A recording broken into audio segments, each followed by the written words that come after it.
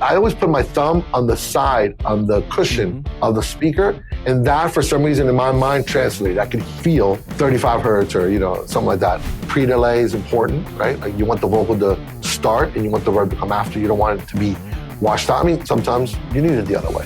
I'll tend to group all the sounds that I feel are sort of in the same space as the lead vocal. And then I'll put those on an aux track, and there I will put whatever compressor feels good at the time, sidechain in the lead vocal to that. What I normally do is I take about 3 to 4 days to mix the song not because it takes me that long, it's because I love the next day to come in with a fresh perspective. You gotta line up that kick and sub and just listen, because sometimes they work. In this episode, we dive into how to handle the low end, mixing vocals and sidechaining. Joining us is 3-time Grammy winner, Lu Diaz. Hi, Lu. Thanks so much for joining us today. My pleasure, brother. My pleasure. I love supporting Chileans, so. Thank you for that. Absolutely. Yeah, bro, it's a pleasure to be here. Thank you for having me, bro. The low end in your mixes are absolutely perfect. What's your approach to handling the low end? Thank you, brother. I mean, it's funny because people ask me that a lot, and thank you, and I appreciate the compliment, but it's a battle. To this day, people think, oh, Lu, I'm like, bro, I call it like wrestling an alligator, because they're all so different, you know what I mean? So like my approach to them, it just really depends on, if we're talking about obviously rap or hip hop or something that really needs that low end like that, one 808 to the next 808 will vary as much as a vocal, you know what I mean? Mm-hmm. So there's definitely an approach. Saturation is a big part of it. Compression is a big part of it. Multiband compression. I mean, I can go on, and it just depends, But for me, starting as a drummer, I just gravitated to that. That's what I needed the drums to sound right. And then obviously when hip hop came into my life and that, I started working professionally in it, obviously, the low end became a big part of what I focused on, Mm-hmm. And what plugins do you typically use for working on the low end? Wow, that's a lot. Well, okay, so let's start with a kick, right? For a kick, I love torque, torque from Waves. Just that subharmonic, feel you can get out of a kick. Now, I don't use it all the time. Some kicks don't need it. A lot of the things I tell people, they'll run over and just do it. And I'm like, wait, bro, not that kick. That kick's fine, So you have to know when to use these tools. Mm-hmm. But the plugins that my go-to plugins usually are multi-band compressors. Let me think of like a really important. Well, actually, even EQ, like the SSL Waves SSL CLA. I always forget the name of it. The CLA. It escapes me. But anyway, the CLA SSL, like that's constantly on an 808 for me. Okay. And then sometimes the actual SSL, Solid State Logic's EQ, the X2. I love that EQ. I love it on the low end. I love how transparent it is. Isotopes, dynamics are amazing. What else I can think of? This is all, concerning 808s. And obviously saturation. So like the BB tubes from the New Waves collection. Great. Even lo-fi, just a standard, any saturator. And to be honest with you, I'm always experimenting. Like I'm using my regular saturators, here and there, but then I'm always grabbing a new one and seeing what that does and how it colors the sound or whatever. But I would have to say that that's the majority of like getting that really big lift is saturation. One of the biggest issues I see when with people mixing in their home studios is not being able to hear the low end properly. Do you have any tips for them? One thing that helped, I wouldn't say it's a solution, right? It's really cool. But years ago, a company named Subpack approached me. And I use that. Tactile, yeah, there you go. Yeah, it's amazing. So I wouldn't say it's, it is. To be honest with you, it's not a perfect solution, but it does save your ears a little bit, right? So like on the low end, like for example, the super low end, I'm talking 40 hertz and below. When I'm mixing, for years, my home base room was Studio C at Circle House in Miami, right? That's pretty much where I worked. That was my home base. And there we have the biggest Jennies, with the 18s. So I'm in there, I'm having to push, over 110 dB to actually feel, my shirt move, right? And that sounds insane. But the Subpack allowed me to sort of get the same feeling at a very low level, right? So I can come down to like a regular set of NS10s, have the Subpack really light, And that balance can really help you. Like if you're at home and you got a pair of, just Yamahas and you can't really like hear, below 40, feeling it could help. And another thing that's really weird that I did for years was I always put my thumb on the side of on the cushion of the speaker. And that for some reason in my mind translated. I could hear or feel, 35 hertz or, something like that. There's ways around it, man. But honestly, it's practice. Like, the more you do it, the more you'll get out of a speaker that doesn't generate or can, reproduce very low frequencies. And yeah, sub pack or any tactile like that definitely helps. Yeah, I completely forgot about the sub pack, and the weird thing is that after using it maybe for 5 minutes, you stop feeling the low end, and for me at least, and I thought I was listening to the low end, or it came from my speakers. So yeah, it's wild, man. I remember the first time they sent me I still got it. Matter of fact, I whip it out every once in a while. I'm like, let me check to make sure, because it's a different type of your brain. Like you're saying, your brain adjusts, and it's a different type of like. Measurement, I guess, that you start thinking about. So sometimes I'll grab it to be like, oh, I know how that's supposed to feel, right? But like when they first sent it to me, I got it. I was like, oh man, I cranked that boy up, and it made me sick, man. Like after like 10 minutes, I felt like car sick. I was like, so I called them. I go, yo, is this? They're like, bro, you got to take it. You got to chill out. So once I got sort of like the sweet spot, and now it's very light. It's just enough for you. It's almost like when I, like I said, touching my thumb to the actual, speaker. It's the same feeling. Your brain kind of adjusts and can hear it. You know what I mean? Yeah, I will try that again because I stopped using it because I had back problems. So yeah, after I don't know a couple of hours, it's not the most comfortable for sure. So, and aside from the acoustic issue, why do you think beginners struggle so much to achieve a good low end in their mixes? Probably that. A lot of people overshoot it. You know what I mean? They just kind of overthink it. If I'm being honest. I did the same thing when I started. Like one of the hardest things for me to sort of get past was like not like trying too hard, right? Like doing too much. I think what happens, especially today, because from where I come from, it was all in the console. I mean, you had gear, but you couldn't just pop in as many compressors as you wanted. You kind of had to be selective. And now you have so many choices that I feel like people sort of like they feel like they have to pop stuff in. And there's something to be said about just putting a sound up. You know what I mean? Just listen to it, And I know you can't hear the low end well, but if you feel like, okay, this feels pretty good, you can go in the car, you can listen to other places, and you feel like the sound is okay. Sometimes it's all right to leave it alone. Just a little saturation, a little EQ on the low end, maybe a little compression. You don't have to have, 7, 8 plugins going in just because you feel that they're, what the pros use. There's records that are huge that the 808 just worked. And all I had to do is drop a little EQ on it. I left it alone, but it takes years to figure that out, Well, what monitors are you currently using? Well, you can see behind me, I got the Dutch and Dutch. How do you call that? Yeah, and then, Amphions. Yeah, the C8s and the Amphions. Yeah, those are. I mean, the C8s are. I can't say enough about them. It's ridiculous. To be honest with you, so the C8s are. They feel like Genelec, kind of, and not to say they're the same at all, because I love these. They're much higher, I think, level than the same size Genelec. But they replaced for me the big main monitors because I got them close to you. As you can see, I'm really close to my listening space. So I have those, and those replace what I miss from that Genelec sound that I had from the 1036s, right? And then the Amphions had that NS10 feel, that vintage. They're just flat. Like they just don't lie to you. You know what I mean? Which is good. I mean, there's some that you want them to lie to you a little bit, but I love being able to throw them on there and know that I got to try really hard to get them to sound good. And that extra, time you spend, it's amazing. So, and listen, you get used to any monitors. And the Amphions I had first, and I'm just glued to them. Like I know how they're supposed to sound. They don't lie to me. And then these are just pristine, and the C8s are insane. Like I'm super impressed by them. Do you use any subs with them? Yeah. No, actually I have a sub for the Amphions, but to be honest with you, I don't use it much. I don't. I'll sometimes go and pop on the sub because for some reason, I don't know, the C8s now prior to the C8s, I use the sub all the time. But with the C8s, they have such a great low, at a low level, you can hear low end so good. It blew my mind. Like that's one of the things I love about them.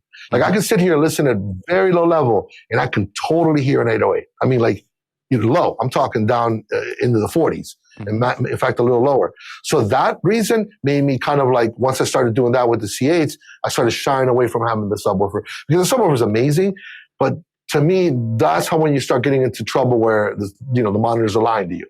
You don't want it to be so beautifully reproduced that you're not pushing enough. You know what I mean? And in my world, you can't be like, oh, it sounds great. It sounds great. You got to push a little extra. You know what I'm saying? So that's kind of why I do it. Cool. Do you use also headphones? Yes, I do. I got a pair of Sony ZR ones, are they? I'm not sure. And they're great. I use them, funny enough, I use them more. I take them with me when I do Atmos mixes. And the reason why is because Atmos is great. Don't get me wrong. I love it. It's it's so much fun to work on a whole nother, platform. And I loved it. I've done a ton of mixes on it. But at the end of the day, you're mixing for people who are going to listen to on earbuds and headphones. So I made it a point to have a good set of headphones to really be able to actually, once I'm done, like I just finished a few of Pitt's records and we did them in Atmos, and it's just to put the headphones back on and see if it translates in spatial audio to see what the consumer's actually going to listen to. Because like there's a joke between everybody who's doing Atmos right now is we're basically all mixing for each other because no one's going to have a system, with an entire Atmos system at home. You know what I mean? So maybe now that cars are starting to go a little more, maybe they'll translate better. But right now it's headphones. Should the kick and bass be in mono? That's a great question. Sometimes. I used to be a big proponent of it. I used to literally get rid of one side and, go mono with everything. But now that music has gotten so processed, you know what I mean? The listener to me, or I shouldn't say the listener, the novice producer, there's patches that have such like a low end, let's say an 808 or a sub bass with crazy cool imaging, almost even chorusy. Yeah, I don't want to take that away. Like that's nice. But if it's just a straight, like in other words, if I'm switching to mono, there's no difference. Yeah, I'll pop it in mono just to keep the meters even. You know what I mean? But today, if the sound has character on the sides, yeah, why not, man? I like to. As a matter of fact, now when I do have a mono sound, I tend to color it with the mid sides, try to excite them and give them a little bit more of a wider feel. And how do I prevent my kick and bass from clashing? Oh my God! If I knew that, man, I'd be a billionaire. There's a lot of different ways of doing that, right? And it really sometimes, the funny part is everybody will initially say, "Oh, all right, I'm going to take a compressor and I'm going to, duck the area where I think the kick fits." Great, that's a great concept. But sometimes you got to line up that kick and sub and just listen because sometimes they work. Sometimes they're just lucky and they sound good. One amazing example for me was the kick and bass on the Khaled record, on the Rihanna record, Wild Thoughts. Okay. That was produced by very close friends of mine. And Lenny, who's the musician in the Nasty Beatmakers, just the sounds he picked just worked so good together. And people are always like, "Oh, bro, that sounds amazing." I'm like, yeah, I did my thing, but the producer knew what he was doing. Like, there's a lot to be said about a producer understanding to tune a kick drum to the key of the song. That's stuff that a lot of like novice producers don't because everything just kind of comes to them digitally. Goes a long way. But definitely, I would say compression, right? So multi-band compression where you can dip the low end and you sidechain it so that the kick sets off the compressor for the 808. That helps, And sometimes it works, but then it doesn't sound as good, So there's always that give and take, like that tug and pull where you just got to like find the sweet spot for it. Other than that, I think really sometimes flipping it out of phase, flipping the kick out of phase and seeing how that works gives you a different approach. And sometimes maybe even nudging the actual sound. Like I'll take an entire kick track and nudge it a couple of, milliseconds. And then I find the sweet spot where it starts working better. And then I got a better starting point, But that's a hard one, man. To this day, Your guess is as good as mine. But when you're side chaining the kick with an 808, is it affecting the only certain notes of the 808, or like the fundamental of the kick or something like that, or it's compressing the entire Right. spectrum? So let's say, this is assuming that we're talking that the 808 has one note playing the entire time, right? Okay. So that's pretty simple. That's one dimensional. You find the frequency where you feel like the kick can fit in. So now you're going to have the send from the kick triggering the side chain on the compressor on the 808 and ducking that 808 right maybe like between, say, 100 and like 80, around there, right? To get the kick, be able to cross, jump out of the mix. But then comes, the 808 went to another note. It's a whole nother battle. So I know this sounds insane, but there's been songs that I have had a setup for each note. And I know that sounds crazy, but it's because one note sounds fantastic and it sounds punchy and perfect. And then the 808 goes to the other note and you're like, whoa, it's completely different. So then there's a whole nother approach. I might shift that kick only and, do all my setup till that feels right. And then by the time I'm done with all six, they sound even. You know what I mean? And not every song do I get that crazy, but there's songs that you have to. I mean, and people will say, well, I couldn't do it. I'm like, yeah, bro, but you have to keep going. You know what I mean? You got to get it to sound good. So that's the ultimate and the hardest, the furthest I've gone to get a kick and bass to work. But yeah, man, like I said, the side. The side chain thing, it's great because it actually gives you the room to put the kick in there. But it's that balance, Yeah. Do you have a favorite plugin when you side chain? No, I can't say that I do. I used to use the F6 a lot, the Waves F6, even the C6. It just really depends on the sound, right? But sometimes I will side chain and actually keep. In other words, I'll do it without a multi-band compressor. I'll just do it with a compressor and just see how that feels. And then if I find, okay, I think I can probably just use the low end only and whatnot, then I'll, jump over to like an F6. Or even sometimes I'll do it where I'll use, like, for example, studio racks where I'm able to split the frequencies, right?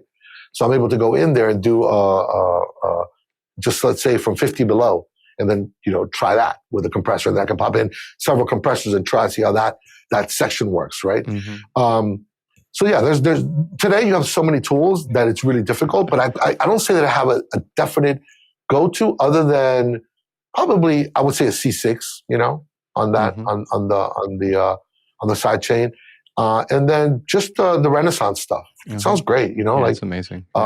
I try to keep it simple. There's definitely like some new stuff that's out now that I'm experimenting with. And Isotope has amazing tools too, There's some really cool tools in there, especially one called Density, which is basically an up compressor, which is really cool, man. I was like, whoa, that could be applicable to what we're talking about now, and where you can go to the lowest note, right, in volume, and then it'll bring it up and even it out. Works great with vocals, but I've been kind of experimenting with the 808 with the low end with it too. Do you sidechain for anything else? Maybe vocals with some instrument, or? You know what's funny? I do. When a song is very busy, like let's say that I have a record that's like a pop record, right? Where it has a lot of synths, a lot of guitar, a lot of everything. I'll tend to group all the sounds that I feel are sort of in the same space as the lead vocal.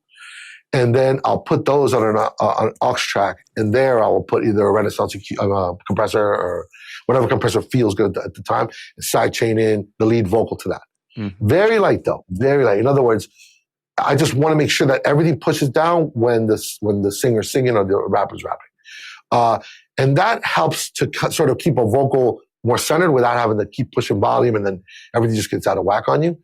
But I don't necessarily do that all the time, because there's a lot of records that are open. There's no need for it, But yeah, to get a vocal to sit center of a track, I do that there. And then side chaining sometimes is just an effect. I mean, obviously with a lot of the EDM stuff and even some of the pop stuff, just to give a little bit of push and flow to a record. That up and down, sometimes you don't really hear it, but you feel it. It kind of gives the track rhythm. Can you describe a typical vocal chain in your mixes? Yeah, man, my vocal chains are pretty simple, man. Like, I would say it's the same sort of 4 to 5 elements that I do every single time, right? So like, I'll always have a multi-band compressor. I'll always have a de-esser.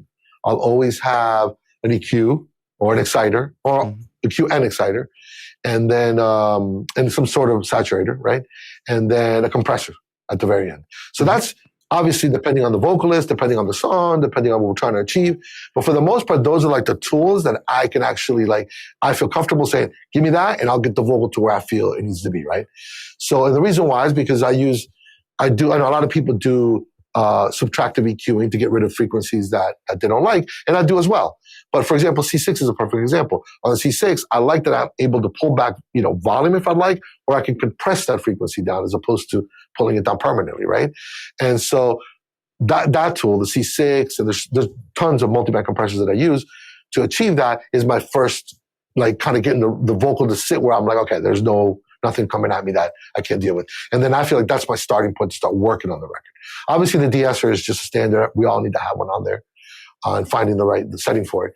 And then after that, it's just kind of from there you cruise. From there you start trying things, and now you can EQ the high end without feeling like you're, overshooting it or whatever. And the crispiness and making it more in your face. And then the RVox, man. I mean, the that Renaissance compressor. I think we all use it. I think it's at the end of every vocal chain. Sometimes I'll have an L2 on there. Sometimes I'll have CLA, LA2A, or something that feels, like a lot of the artifacts come out. Because especially in the music I do, it's very aggressive, and sometimes it's just a Renaissance compressor, just a nice sounding compressor. But yeah, that's pretty much the whole sort of from top to bottom what I do. And then obviously, like I said, if it's a different artist, I may try something different. Obviously not every EQ and not every multiband compressor and every de-esser sound the same. So, like the, what do you call it? The 902s that, what's her name? What do you call it? Slate Digital. Uh-huh. So their 902s, I used to use the original 902s, sound very, very close. So sometimes I'll use that instead of using the regular, de-esser from Waves. And same thing with an EQ. I mean, an API plugin is going to sound different than an SSL, but that's basically the same tools, the same elements. Mm-hmm. And is it common for you to use more than one de-esser on vocals? Yes. Okay, so what'll happen is, I wouldn't say it's a de-esser, once you get past, I guess, what is a de-esser, right? It's a compressor, but what we do is, if I take care of the sibilants and there's still a little bit of a, maybe something at 4, or 5K, I'll sometimes use like a C1 in addition to it just to pull that frequency back. Mm-hmm. But very rarely, usually if I have that, I'll be able to deal with it with the multiband compressor before. But sometimes I'll notice, I'll listen to the end. I'm like, let me pop a C1 on there and just find that one frequency and, nudge it back a bit. Mm-hmm. But 2 de-essers back to back is kind of rare. And what types of effects do you like to use on vocals? So the Valhalla stuff sounds amazing to me. I love the verbs on there. Mm-hmm. And really, it depends, man. I think what's cool, let's say, let's just talk down the middle, pop record, right? I love ping pong delays that are sort of filtered out, right? So I've got either the high end filtered out a little bit, the low end definitely filtered out. Also, I like imaging, you know what I mean? But without distracting. I don't want people to hear the vocal and just be like, wow, there's a ton of verb on here. Mm-hmm. I just want it to be a feeling, right? And I know we all do the same thing, and that's what we try to achieve. So for me, it's really about pre-delay is important, right? You want the vocal to start and you want the verb to come after. You don't want it to be washed out. I mean, sometimes you need it the other way. So, but for me, generally speaking, to create a mood, it's very rare that I'll do more than a regular verb and a regular, delay, a ping pong delay or something like that. And in that, there's, a million, parameters you can do, right? So, and then every once in a while for an effect, for something crazy, I'll throw a flanger on there, for a break or something like that. But rarely do I do a lot of chorusy stuff. I try to kind of get more into, I don't know, I just like the vocal to work first and then the effects just to feel good. And then if I need to obviously add girth or something like that, I'll add another note with a vocal bender, you know what I mean? Pitch things down, do a subharmonic, throughout the vocal, or maybe a falsetto, octave higher, just to creep it in there without really hearing it. But as far as effects, the mainstay for me is verbs and delays, man. Mm-hmm. Yeah, we were talking about the answers before, and I forgot to ask you. Do you think sibilance changes depending on the language the singer is performing in? Wow, that's an interesting question. I don't know. I think if you're from Spain, maybe, right? The way they talk. I don't know. I never thought about it that way. Because I guess not for really. instance, the way I pronounce like the S's when I'm talking in Right. English, it's way different when I'm talking in Spanish. It is. You're right. I think we almost have. Do you think we have more in English, huh? Right? Oh, I don't couldn't hear know. that. I'm sorry. I said, do you think we have more siblings in For me, English? Maybe we the do. I don't know. S's or the sibilants in English, it's higher. Yeah, In it's more, Spanish, it's more like pronounced. You're right. That's funny, dude. I never thought about it that way. Well, listen, either way, right? It's like a lot of my clients aren't Latin clients, but I've done a ton of work. Mm-hmm. The majority of my work has been on the English side, but I've worked with Faruco. I've worked with a lot of big, Daddy Yankee, a bunch of big Spanish artists. Mm-hmm. But sibilants, I think, at the end of the day, if it is so, the de-esser is gonna do his job. We're here to just figure out where we need to set it and kind of limit that, But interesting. I'm gonna listen and see. Yeah, I find that if I'm mixing for too long, I start to lose perspective and even experience ear fatigue. How do you deal with that? Thank God, right, that we are now more remote work, right? Like, obviously, I have my studio at home now. Mm-hmm. And although I've been in the box and remote for years, I was already kind of hybrid remote in 2015. So it's been forever for me. But I found that's a lot of help, because let's for example, let's say we're in a high-end project, right? And they're spending thousands of dollars a day just on the room.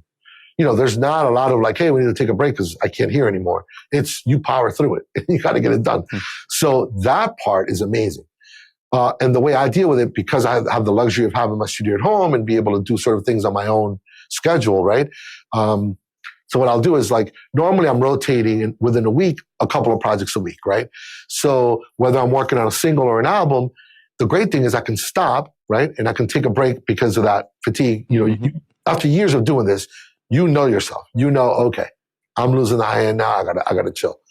And sometimes it's not just stopping and listening to nothing, but just jumping to another song, right? Low level, mm-hmm. Stop, listen to another record, and it just shifts your whole perspective completely. Then when you go back to the other song you were working on, suddenly you're like, whoa, now I hear that I'm way over the cliff on the high end or way too dull. So perspective to me is a big thing. Sometimes it's not just ear fatigue, it's just your perspective. You just get so used to hearing that same song over and over again, you're not A-Bing to anything else. So another thing would be, reference to other records, listen to other music. So what I'll do a lot of times when I take a break is at low level, I'll just open Spotify and play records that I know are sort of in where I'm trying to achieve. And that'll immediately make me go, whoa, let me do that. And like I said, I have the time and I have the schedule, my own schedule now, right? I'm not on the clock like we used to be. So what I normally do is I take about 3 to 4 days to mix a song, not because it takes me that long, it's because I love the next day to come in with a fresh perspective, night's sleep, and then listen to it and go, whoa, I'm going to make some changes. You make those changes, then I like the third day to be in the car. I love taking a ride in my car and just listening to a low level and just riding around, come back, do the last few changes, and the following morning, it goes out to the client. Nice. What do you think is the most crucial aspect in the mix for making a song emotionally connect with the listener? Wow, that's a really good question. I think, just keeping in mind to me would be like, obviously if the song has important lyrics, if it's a sad record or something that's very meaningful or deep or whatever, you got to go into it with that state of mind, right? You don't want to be the mixer that comes in and is like, our job is to be transparent. I mean, our job is to make everything sound amazing, but amazing in a transparent way, meaning you don't want the listener to be like, yo, who mixed that? Uh-huh. Of course we do, but you want them to just be like emotionally moved or just be like, wow, this sounds larger than life. That's our job, right? So I think when it comes to like the emotion of a song, there's so many tactics, there's so many like things you can do. Like even like, for example, like on hooks, right? Now let's say the record's not emotional, but the energy of a song, right? They have an energy to them. The lyrics have an energy.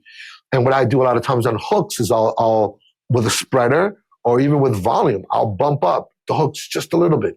You know what I mean? I'm talking about a hair, or purposely make the verses a little bit more intimate and then widen everything when the hook comes in. And not on every song, but on situations like you're mentioning makes me think of stuff like that. Like I did a record that was very just a flamenco guitar, vocalist, and I think a cello, very chilled. But even in that, I opened the stereo field a little bit because those strings come in on the hook. And when that came in, I brought everything up, and it just gives you that swell feel. You know what I mean? Mm-hmm. But it doesn't work on every song. You just have to be very, I want to say, sensitive to that fact, right? If you hear a record and you know, oh, this song needs that extra, cinematic feel. Yeah, you gotta give it that treatment, Mm-hmm, for sure, yeah. So, Lou, now I have several questions from our audience, and the first one is, what's your favorite compressor for vocals? Compressor for vocals. I would mean obviously the RVox, because we all finish it. Mm-hmm. But and I'm mentioning these because these are compressors that everybody can use, right? They're not going to be like these collections you have to buy. To be honest with you, there's so much today. Mm-hmm. I mean, every day I get new plugins and I'm like, whoa, what's this? But my go-tos are those, and the reason why also is because so many people use them. You want to have that sound, right? Like, I'm generalizing this to popular music.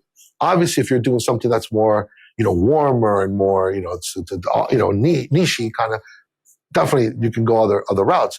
But generally speaking, I think the RVox is probably the most, the compressor I use the most on vocals, right? But there's so many great compressors that just feel good, like the Fairchild, the plugin, the Waves one, just feels good. And it depends, right? If I'm working on an earthy rock band, yeah, I'm probably going to go that route more than I'm going to go the RVox, right? But on on a typical pop record, yeah, I want that vocal to be in your face. So, yeah, I could have a list probably of 20 of them that I could mention to you, but those are the ones that are the go-to that you can count on. Do you like using parallel compression on vocals? Yes. So I used to not be a fan of parallel compression. I don't know why. It was something I kind of had to get used to doing. Mm-hmm. But yeah, I do. Especially like if you have a vocal that you can saturate very heavily or compress very heavily and blend the two. That's a cool, you can get some pretty cool effects with that. But that same sort of thing can be achieved. I mean, it is parallel compression at the end of the day.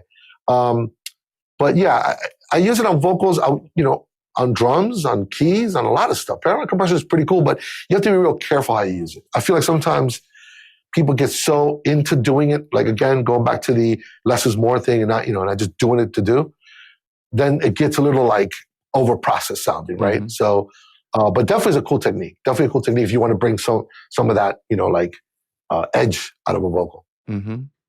Do you ever use like parallel, I don't know, distortion or saturation? Yeah, definitely on vocals, I'll use distortion as an effect. You know what I mean? You got to be real careful. Saturation, distortion, all this stuff is great, but you got to know how to use it. You can't just go crazy and just throw it up, Mm-hmm. So parallel is a great technique to be able to bring in distortion on vocals, distortion on drums, on synths sometimes, and even on low-end 808 stuff, just to get that ring. There's a record I did that on, matter of fact, an Ace Hood record, Hustle Hard. If you listen to that record, there's like a very big growl. I mean, we did it on purpose. This is me making it obvious, right? Mm-hmm. And that has that growl. That is a parallel distortion, making that top end feel really funky. But it fit that record. Mm-hmm. You're not going to go do it every other time. It just fit the song. So, yeah, parallel is a great tool to bring in saturation, distortion, all that stuff. Uh-huh. And what plugins do you usually use for distortion on vocals or saturation? There's a bunch. I mean, like, I want to say that right now on the very light, on the low end, on some vocal stuff, and on even on just like a whole kit, the BB tubes, like I mentioned earlier, the Magma BB tubes, very, very cool. Mm-hmm. Lo-fi, just a standard lo-fi on 808s. What else do I use? Dirt, which is funny. It's like a plugin. I think who's that by? Is that Native Instruments? I can't remember. Yeah. But that's more distortion. Mm-hmm. What's that other one that I use all the time? It's funny because I plug these things in. I don't remember the title. It happens to me all the time. God, I'll remember probably at the end of this interview. But there's several. Sometimes I'll even use like a distortion pedal, right? For example, to really bring that growl in, kind of that guitar growl. Mm-hmm. and that's more of an effect, right? Like I did one time, we did a vocal where we wanted to sound like an electric guitar, but still wanted it to be audible, and I blended in an actual pedal. Mm-hmm. Yeah, so listen, you got to just get creative with whatever you're doing, you know? Sure. Yeah, here's another question from our audience. What are Okay. you using on your mix bus? On my mix bus. Okay, so there's a bunch of stuff on there. And the reason why there's a bunch of stuff on there is because I'm not sure until I start working on the song what I'm gonna go to, right? Mm-hmm. So it can vary from the control hub, which I love, the new STL control hub. I love that. I have that on there always because I like the way the EQ sounds. I love the way the saturation on it sounds. That's super cool. That color you could add to it. Isotope, Ozone 11. I love it. Isotope to me is, I almost can't live without it. Mm-hmm. So that I have at the end of my chain. The mastering, the Abbey Road's mastering TG, the TG mastering chain, amazing sounding. Mm-hmm. So I'll have all these on there. It doesn't mean I use them all, but I'll go through them and decide. Okay, you know what? I think I'm gonna use the EQ on the Abbey Roads. That EQ sounds amazing.